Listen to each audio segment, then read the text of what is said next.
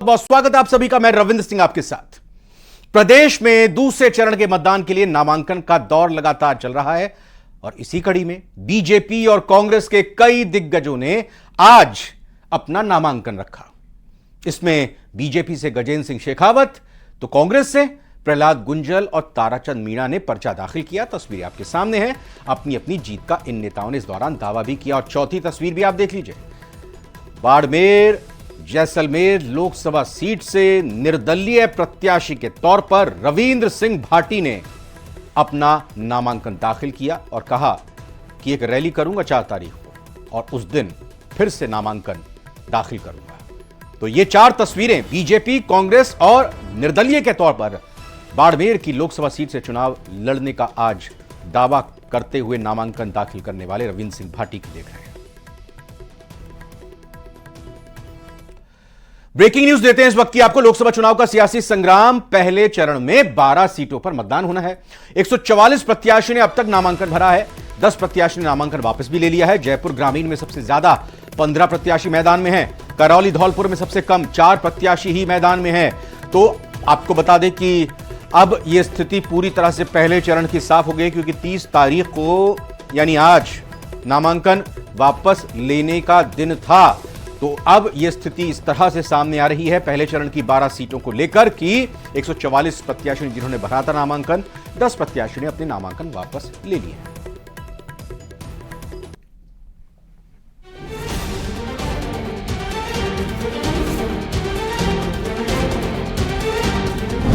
दूसरे चरण के मतदान के लिए नामांकन का दौर जारी।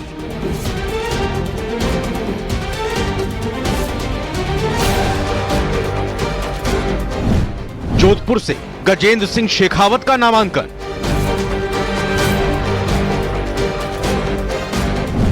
उदयपुर से ताराचंद मीणा का नामांकन, कोटा से प्रहलाद गुंजल ने भी भरा पर्चा। मतदान की तारीख जैसे जैसे नजदीक आ रही है, वैसे वैसे नामांकन के लिए भी सियासी पारा चढ़ रहा है। इसी कड़ी में आज दूसरे चरण के मतदान के लिए कांग्रेस और बीजेपी के दिग्गजों ने नामांकन किया। जोधपुर से केंद्रीय मंत्री गजेंद्र सिंह शेखावत ने नामांकन किया तो कोटा से प्रहलाद गुंजल ने नामांकन किया। वहीं उदयपुर से ताराचंद मीणा नामांकन पर्चा दाखिल करने पहुंचे।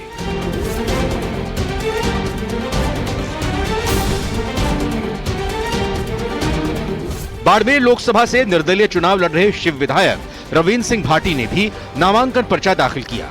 रविंद्र सिंह भाटी का कहना है कि 4 अप्रैल को विशाल जनसभा के बाद वो एक बार फिर अपना नामांकन दाखिल करेंगे। नामांकन सभा और नामांकन रैली आने वाली 4 तारीख को है।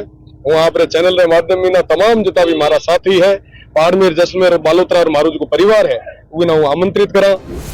अब बात गजेंद्र सिंह शेखावत की, जिन्होंने मुहूर्त के अनुसार नामांकन दाखिल किया। उनके नामांकन के वक्त कई नेता मौजूद रहे। नामांकन के बाद एक जनसभा का भी आयोजन किया गया, जिसमें गजेंद्र सिंह शेखावत के अलावा सीएम भजनलाल शर्मा ने विपक्ष पर जोरदार हमला बोला।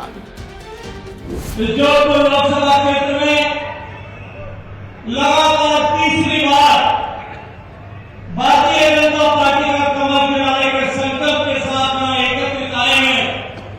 हम सबको आशीर्वाद देने के लिए, इस कार्यक्रम की गरिमा बढ़ाने के लिए यहाँ आए हुए सभी पूज्य संतों के श्री चरणों में नमन करता हूँ, अभिनंदन करता हूँ। उनका आशीर्वाद आपके और मेरे और भारतीय जनता पार्टी के लिए मांगता हूँ।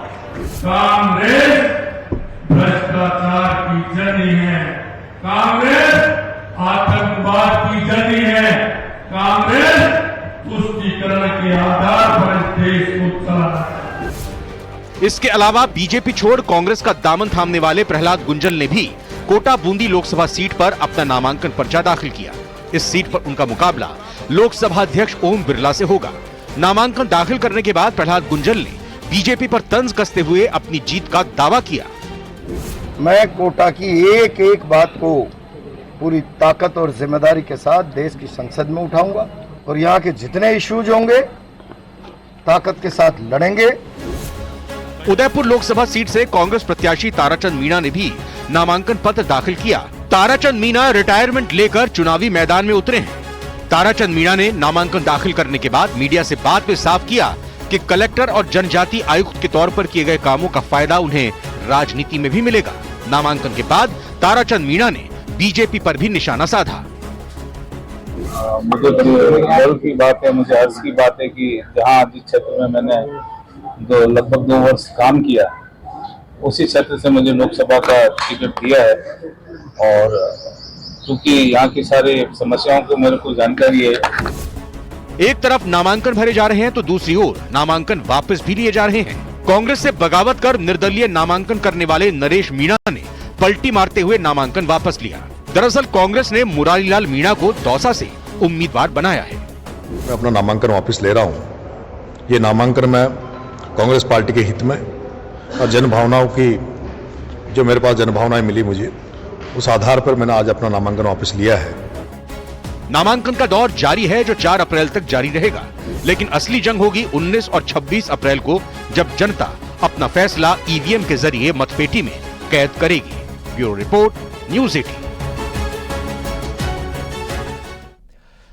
बीजेपी ने लोकसभा चुनाव 2024 के लिए मैनिफेस्टो कमेटी का ऐलान कर दिया है। कमेटी में कुल 27 मेंबर्स हैं। रक्षा मंत्री राजनाथ सिंह को कमेटी का अध्यक्ष बनाया गया है। वहीं वित्त मंत्री निर्मला सीतारमण संयोजक होंगी, कन्वीनर होंगी। पीयूष गोयल सह संयोजक बनाए गए हैं। इसके अलावा कमेटी में 4 राज्यों के सीएम भी शामिल हैं। मध्य प्रदेश के मुख्यमंत्री मोहन यादव, असम के सीएम हिमंता बिस्वा शर्मा, गुजरात के सीएम भूपेंद्र पटेल और छत्तीसगढ़ के सीएम विष्णुदेव साय कमेटी का हिस्सा हैं। वहीं इसमें वसुंधरा राजे, अर्जुन राम मेघवाल और भूपेंद्र यादव और अश्विनी वैष्णव भी शामिल किए गए हैं।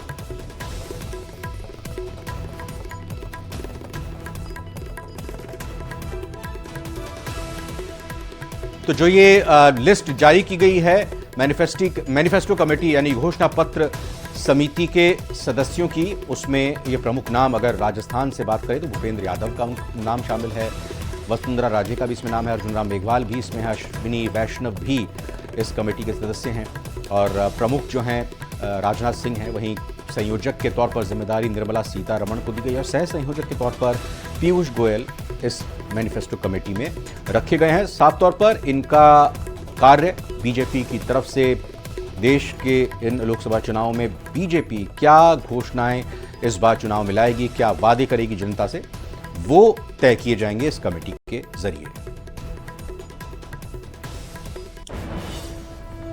बिहार की पूर्णिया सीट पर अब मुकाबला आरजेडी बनाम कांग्रेस का होता दिख रहा है।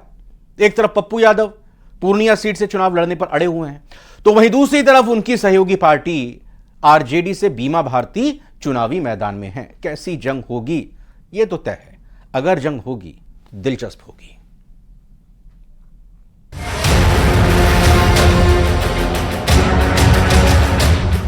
कांग्रेस की झंडा ही पूर्णिया में रहेगी।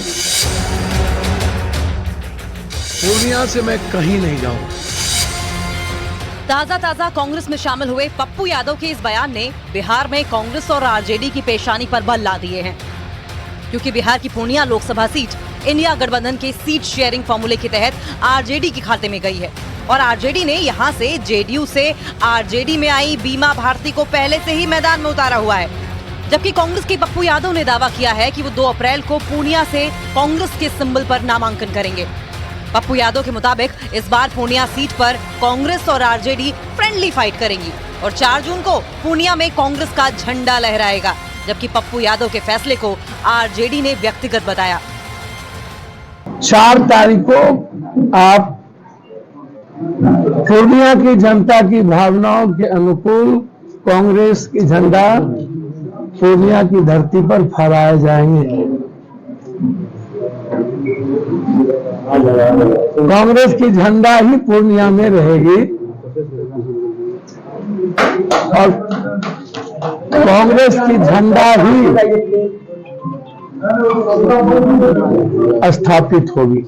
कि बिहार में जो है चौंकाने वाले जो परिणाम जो है वो सामने आएंगे। आप लोग देखिए, महागठबंधन में लेफ्ट पार्टी है, कांग्रेस पार्टी है, आरजेडी है। 3 लेफ्ट पार्टियां हैं, आरजेडी और कांग्रेस, यानी 5 दल का ये महागठबंधन है और 5 को जो है सीट बंटवारा हो गया। दूसरी तरफ एनडीए खेमे अगर आप देखेंगे तो कई लोगों को तो जगह मिली ही नहीं। कई लोग चले गए, तो उस हिसाब से अगर आप देखें तो हम लोगों का मजबूत गठबंधन है, जनता का गठबंधन है और हम लोग मजबूती के साथ चुनाव लड़ेंगे। बिहार में महागठबंधन में सीट शेयरिंग फाइनल होने के बाद से ही पप्पू यादव की उम्मीदों पर पानी फिरता दिखने लगा है, क्योंकि आरजेडी ने उनके फैसले को कांग्रेस का अंदरूनी मसला बताया है। वहीं बिहार में इंडिया गठबंधन के बीच आपस में फाइट होने की आशंका के बीच बीजेपी ने भी कांग्रेस की चुटकी ली। ये मामला कांग्रेस पार्टी का है, जहां वो हैं वो निर्णय उनको लेना है, वो सवाल उनसे हो सकता है। राष्ट्रीय जनता दल का कोई मतलब नहीं है। लेकिन आप गठबंधन का हिस्सा और उन्होंने कह दिया है कि मैंने एक लाइन में कहा ना, वो कांग्रेस पार्टी का मामला है, कांग्रेस पार्टी स्वयं निर्णय लेगी। किस पे तरस खाएं? भारतीय जनता पार्टी किस पे तरस खाए? पप्पू यादव पे तरस खाए कि कांग्रेस पे तरस खाए? पप्पू यादव उस असफल डॉक्टर की तरह हो गए हैं जो एक लकवाग्रस्त आदमी को ठीक करने में पूरा जोर जान लगाए हुए है, और लकवाग्रस्त आदमी ठीक होना नहीं चाहता है। कांग्रेस ठीक होना नहीं चाहती है, पप्पू यादव ठीक करने के लिए पागल हुए जा रहे हैं। दोनों अपनी समस्या से परेशान हैं। साफ है, पूर्णिया में इंडिया गठबंधन के बीच में ही फाइट होने वाली है, जबकि बिहार में कांग्रेस और आरजेडी साथ साथ चुनाव लड़ रही हैं।